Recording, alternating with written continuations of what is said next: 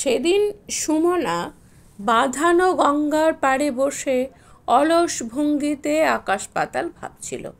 বোলপুর থেকে বেরিয়েছিল সে খুব ভোরবেলায়। আজ তার স্বামী দিবাকরের নিরুদ্দেশের 12 বছর হওয়ার শেষ দিন। নিয়ম মতো আজ তার সিঁদুর ধুয়ে বৈধব্যের বেশ ধারণের দিন। গঙ্গা স্নান না করেও এটা করা যেত, কিন্তু দীর্ঘ 30 বছর আগে ছেড়ে যাওয়া মাতৃভূমি বহরমপুরে কি এক অমোঘ আকর্ষণে সে চলে এসেছে। আজ তার দীর্ঘ প্রতীক্ষার, তিল তিল করে অপেক্ষার গ্লানি মুক্ত করতে গঙ্গা স্নান করে শুচিস্নাতা হতে বড় মন চাইছিল। একটা হাত ব্যাগে একটা ধূসর তাঁতের শাড়ি, যা স্নান করে পরবে, সঙ্গে কৌটোতে সামান্য ফল সন্দেশ আর ছোট একটা টাকার পার্স। হঠকারিতা করে চলে এসে ভাবল ভুলই হলো তার। এগুলো কার জিম্মায় রেখে এসে স্নান করবে? উথাল পাতাল মন নিয়ে যখন সুমনা এসব ভেবে চলেছে, ঠিক সেই সময় ঘাড়ে কারো কোমল হাতের স্পর্শ পেয়ে চমকে ঘুরে মুখ ফেরাতেই দেখল তার এক সময়ের ঘনিষ্ঠ বন্ধু দীপা। দীপা বলল, কিরে, পরনে ঢাকায়, সিঁথিতে সিঁদুর পরে অপরূপা সাজে এখানে কি করছিস? কেউ সঙ্গে নেই? দিবাকর বাবু আর তোর ছেলের কি খবর? তার আগে বলতো, 12 বছর ধরে কেন যোগাযোগ রাখিসনি? নাকি বরের প্রেমে এতটাই মশগুল ছিলি যে আমাদের বন্ধুত্বটা মন থেকে ডিলিট করে দিয়েছিলিস? কিরে, এখনো রাগ করে থাকবি? কথা বলবি না মনি? ভাগ্যি সেই রাস্তাটা দিয়ে শর্টকাটে স্কুলে যাচ্ছিলাম, তুই আগে আমার স্কুটিতে ওঠ, আজ স্কুলে যাব না। সুমনা বলল, ভাবছি তোর কোন প্রশ্নের উত্তরটা আগে দেব। না রে দীপা, আমিই এখন সবার করুণার পাত্রী। কোনো রাগ নেই তোর ওপর। তুই কিন্তু আগের মতোই সুন্দরী আছিস, এখনো রিজু, টান টান ছিপছিপে চেহারা, উজ্জ্বল মসৃণ ত্বক। বয়সটা একটা জায়গায় যেন থমকে আছে। আমাদের বয়সটা 52 হলো, তাই না দীপা? ও কি, তোর সিঁথিতে সিঁদুর? কবে বিয়েটা করলি?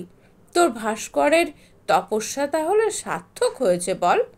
শুনেছি তোর বোনদের ভালো বিয়ে দিয়েছিস, ভাইকেও সংসারী করেছিস। এদের জন্যই তুই বারবার ভাস্করকে ফিরিয়ে দিয়েছিলি। আমি এ নিয়ে কত রাগ করতাম তোর ওপর। ভাইয়ের বউ তোকে ভালোবাসে তো দীপা? এবার থাম মনি, প্রশ্নে ঝড় তুলে দিলি। সব উত্তর বাড়ি গিয়ে দেব। না রে দীপা, আজ আমাকেই ফিরতে হবেই। তোকে ছাড়লে তো যাবি? সংসারে আমার কি অবস্থা সেটা দেখবি না? চল না, আমার সংসার দেখে আসবি। ভাস্করকে দেখবি না? আমি তিনজন ভাই বোনকে প্রতিষ্ঠিত করে বিয়ে দিয়ে সংসারই করেছি মনি। শুধু আমার নাছোড় প্রেমিক বাউন্ডলেটাকে অনেকবার অনুরোধ করে হাতে পায়ে ধরেও সংসারই করতে পারিনি। আমি হয়তো বিয়ে আর করতাম না রে। একদিন ভাই বউয়ের কথা একটা আমার কানে এলো। সে ভাইকে বলছে, আচ্ছা ওই ভাস্কর নামে লোকটা এখানে আসে কেন? তোমার দিদি কি ওই লোকটা রক্ষিতা? ভাই শুনে সেদিন বউয়ের গালে একটা থাপ্পড় মেরে বলেছিল, ভাস্করদা আমাদের কাছে ভগবান। বাবা মার মৃত্যুর পর ভাস্করদা দিদিকে বিয়ে করতে চেয়ে এই পরিবারের দায়িত্ব নিতে চেয়েছিল, কিন্তু দিদি রাজি হয়নি। দিদি একা লড়াই করে আমাদের বড় করেছে। ভাস্করদা নিরলসভাবে পাশে থেকেছে আমাদের সুখের জন্য।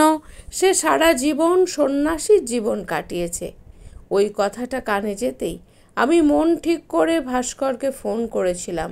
15 দিনের মধ্যেই আমি আলাদা ফ্ল্যাট ভাড়া করে চলে এসেছি। সব শুনে ভাস্কর বলেছিল, দীপা তুমি কি বাধ্য হয়ে বিয়ে করতে রাজি হয়েছ? আমি একটা জীবন তোমার প্রতীক্ষাতেই কাটিয়ে দিতে পারি সখী, ভেবে সিদ্ধান্ত নিও। না ভাস্কর, আমি তোমাকে অনেক কষ্ট দিয়েছি। আজ বুঝতে পারছি কেন তুমি বিয়ে করতে চাওনি। তোমার অস্তিত্ব জুড়ে শুধু আমিই ছিলাম। এসো বাকি কটা দিন বিয়ে করে আমরা একসঙ্গে থাকি। আমরা একটা বাচ্চা অ্যাডপ্ট করেছি। সুমনা বলল, কি কাকতালীয় ব্যাপার দেখ দীপা, আমি তার জন্য দীর্ঘাও প্রতীক্ষা করেও সে ফিরে এলো না।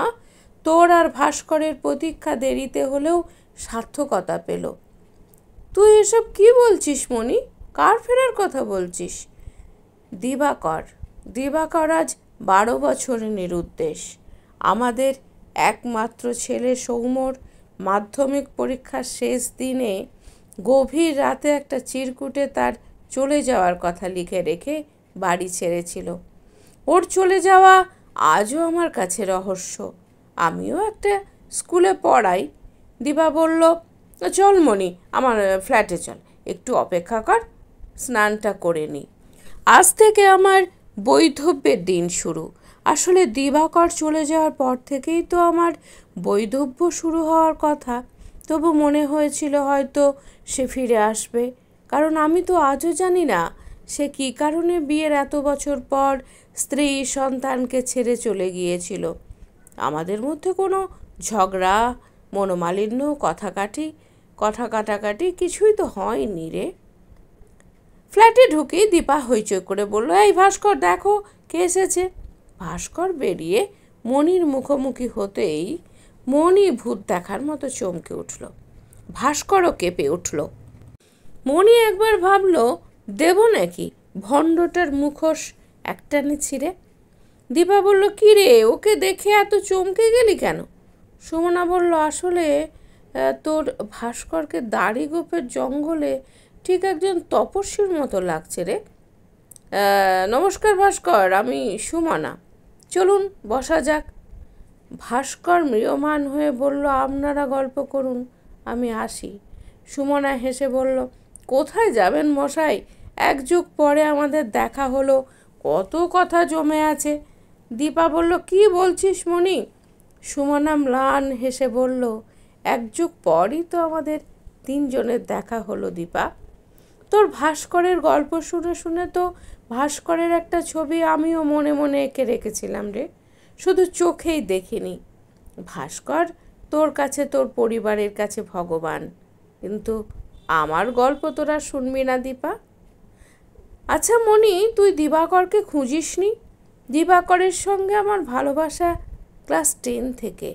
দিবাকর আমার দাদার বন্ধু। ওর এক দূর সম্পর্কের মামা মামি ওকে মানুষ করেছিল। বোলপুরে ওর বাবার কেনা একটা পৈতৃক বাড়ি আর রেখে যাওয়ার বেশ কিছু টাকাও ছিল। মামা মামির সংসারে অনাদরে লেখাপড়া শিখছিল। জানিস দীপা, প্রথম দেখাতেই মার মতো দিবাকরের প্রতি আমারও কেমন যেন মায়া হতো।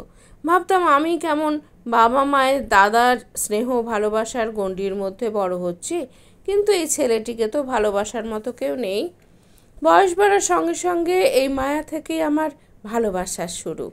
কেন জানি না, দিবাকরের এই ঘন ঘন আমাদের বাড়িতে আসাটা বাবা একদম পছন্দ করতো না। আসলে আমার মা বল আর আমিই বল, আমরা তো মায়ের জাত, তাই আবেগ, ভালোবাসা, বিশ্বাস আমাদের সহজাত। আজ বুঝতে পারছি আমার বাবা অনেক দূরদৃষ্টি সম্পন্ন মানুষ ছিলেন। তিনি হয়তো বুঝতে পেরেছিলেন এই মেলামেশার ফল ভালো হবে না। আমাদের বাড়িতে আমার মা ভালো মন্দ রান্না হলে প্রায় ওকে ডেকে খাওয়াতো। তারপর ও একটা মাঝারি কোম্পানিতে চাকরি পেল। বিয়ের 3 বছর পর ও নামি কোম্পানির অফিসার পদে চাকরি পায়।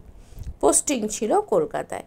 ছোটবেলায় মা বাবাকে হারিয়েছিল বলে ওর প্রতি আমার বাবা মার সহানুভূতি থাকলেও এ বিয়েতে বাবা মত দেবে না জানতাম। আমার বাংলা অনার্স পরীক্ষার শেষ দিনে আমি এক কাপড়ে ওর সঙ্গে বাড়ি ছেড়ে বোলপুরে এলাম। ও 10 দিনের বিয়ের ছুটি নিয়েই এসেছিল। আমরা একটা কালী মন্দিরে বিয়ে করলাম। এক বৃদ্ধ পুরোহিত সব নিয়ম মেনে আমাদের বিয়ে দিয়েছিলেন। সেও মারা গেছেন। মা কালী ছাড়া আমাদের বিয়ের আর কোনো সাক্ষী নেই। কিন্তু তিনি তো মুখ বধির, তাকে কি করে কোর্টে ডাকবো রে? আসলে আমি আমার সবটুকু দিয়ে ওকে ভালোবেসেছিলাম দীপা। আজ 30 বছর বাপের বাড়ির মুখ দেখিনি। ওর হাত ধরে আমি আর সবাইকে ত্যাগ করেছিলাম। বাবা মা মারা গেছে, দাদাটাও বুড়ো হয়ে গেল। আমি ইচ্ছে করেই তাকে আর খুঁজিনি। যে স্বেচ্ছায় স্ত্রী পুত্রকে বিনা দোষে ত্যাগ করতে পারে তাকে খুঁজে কি লাভ হতো দীপা? তাকে শাস্তি তো দিতে পারতিস মণি। তোদের প্রতিবেশীরা সাক্ষ্য দিত, আমি দাঁড়াতাম তোর পাশে। দীপা, ফ্যানটা বাড়িয়ে দে, ভাস্কর খুব ঘামছে। ভয় পাবেন না ভাস্কর, আমি জ্ঞান তো কারো ক্ষতি করিনি, আর ভবিষ্যতেও করব না। দীপা বলল, ও সেই জন্যই তুই 12 বছর ধরে আমার সঙ্গে কোনো যোগাযোগ রাখিসনি। কিন্তু আমার খুব আশ্চর্য লাগছে মণি, বিয়ের এত বছর পর লোকটা বিনা অপরাধে তোকে ছেড়ে গেল। তোর একবারও ওই লম্পটটার মুখোমুখি হতে ইচ্ছা করেনি? আমাকে অন্তত জানাতে পারতিস। সুমনা বলল, জানালে কি করতিস? সহানুভূতি জানানো আর করুণা করা ছাড়া কী করতিস? আচ্ছা, তোর সঙ্গে ভাস্করের পরিচয় তো কত বছরের? দীপা বলল, তা প্রায় 15 বছরের। ভাস্কর আমার মার দূর সম্পর্কের ভাইপো। ও বহরমপুরে এলে আমাদের বাড়িতেই উঠত। আমার বাবা মার মৃত্যুর পর আমরা যখন দিশাহারা অবস্থা, তখন ভাস্করও সবটুকু দিয়ে আমাদের পাশে দাঁড়িয়েছিল। তারপর যা হয়, ওই প্রথম আমাকে প্রপোজ করে। আমি তখন ভাই বোনদের নিয়ে এতটাই চিন্তিত ছিলাম যে ওর প্রস্তাবে সাড়া দিতে পারিনি। কিন্তু মানুষটা হাল ছাড়েনি, তাই শেষ পর্যন্ত একরকম বুড়ো বয়সে বিয়েটা আমাদের হলো। সুমনা বলল, জানিস দীপা, দিবাকর কিন্তু খুব দায়িত্ববান স্বামী ছিল। আমার নিশ্চিন্ত বিশ্বাস ও বিয়ের 3 বছর পর থেকেই অন্য সম্পর্কে জড়িয়েছিল। অথচ দীর্ঘ বছর ব্যালেন্স করে দুটো সম্পর্কই চালিয়ে যাচ্ছিল। ছেলের মাধ্যমিক পরীক্ষা আর আমার চাকরি পাওয়া পর্যন্ত অপেক্ষা করেছিল। হয়তো 2 নৌকায় পা দিয়ে আর চলতে পারছিল না, কিংবা বিবাহিত স্ত্রীর সঙ্গে দ্বিচারিতা তার বিবেকে বাঁধছিল। তাই স্বামী হিসাবে আমার নিজের পায়ে দাঁড়ানোর দায়িত্ব আর ছেলের মাধ্যমিক পরীক্ষার শেষ দিন পর্যন্ত অপেক্ষা করার কর্তব্যটুকু পালন করে গিয়েছিল। দীপা বলল, তুই যাই বল মণি, আমি হলে কিন্তু লোকটাকে কিছুতেই ছাড়তাম না, শাস্তি দিয়েই ছাড়তাম। সুমনা বলল, শাস্তি হয়তো সে পাচ্ছে দীপা, আর বাকি জীবন এই অপরাধের জন্য সে অনুশোচনায় তুষের আগুনের মতো ধিকি ধিকি করে জ্বলবে। আমি তার ছেলেকে অনেক লড়াই করে মানুষ করেছি। সে বোলপুর বিশ্ববিদ্যালয়ের প্রফেসর। ওর নামটা মনে আছে ভাস্কর? ও কি করে জানবে মণি? সুমনা বলল, ভাবলাম তুই বলেছিস। ওর নাম সৌম, বৌমার নাম নন্দিনী। সেও স্কুলে চাকরি করে। আমার ছেলে তার বাবাকে ঘেন্না করে। অনেক আগেই ছেলে আমাকে সিঁদুর মোছার কথা বলেছিল। আমি কোনো আশাতে যে মুছিনি কে জানে। ওর দেওয়া আলমারি ভর্তি শাড়ি আমি বিলিয়ে দিয়েছি। বাড়িটা আর ওর দেওয়া গয়নাগুলো সমূহ ওরা অনাথ আশ্রমকে দান করে দেবে ঠিক করেছে। ও বলতে ভুলে গেছি, দিবাকর বাড়িটা আমার নামে লিখে দিয়েছিল। এটাও হয়তো সে শেষ কর্তব্য করে গিয়েছিল। আচ্ছা ভাস্করবাবু, আমার জীবনের গল্পটা আপনার কেমন লাগলো? ইস, আপনি বড্ড ঘামছেন। দীপা, তোর বরকে একটু ফ্রিজের জল দে। আরে দীপা, তোর বর কোথায় চাকরি করতো? দীপা বলল, ও তো গত 10 বছর ধরে ব্যাঙ্গালোরে ছিল, এখন অবসর নিয়েছে। এই ফ্ল্যাটটা ওই পছন্দ করে কিনেছে। সুমনা বলল, তোর স্বামী আর সাজানো সংসার দেখে আমার খুব ভালো লাগলো দীপা। কই তোদের ছেলেকে দেখছি না? স্কুলে গেছে রে। আজকের দিনটা থেকে যা না মণি, তোকে দেখলে সাম্য খুব খুশি হবে। ও, তোর ছেলের নাম বুঝি সাম্য? আমার ছেলের নামের সাথে খুব মিল তো। নামটা বুঝি ভাস্কর রেখেছে? দীপা বলল, হ্যাঁ রে, ওই রেখেছে। সুমনা বলল, আর অদ্ভুত ব্যাপার দেখ, আমার স্বামীর নাম আর তোর স্বামীর নামের মানে কিন্তু একটাই, সূর্য। আমার সূর্য কালো অন্ধকার মেঘে লুকিয়ে থাকলো, তোর সূর্য ঝলমল করে চিরভাস্বর হয়ে রইল। আমার মনের মধ্যে অজস্র প্রশ্ন এত বছর ধরে কুড়ে কুড়ে খাচ্ছিল। আজ মনে হয় তার শেষ হলো। কিন্তু সত্যিই বলছি, ভগবান সব দিক থেকে আমাকে বঞ্চিত করেননি। আমার ছেলে বৌমা আমাকে মাথায় করে রেখেছে।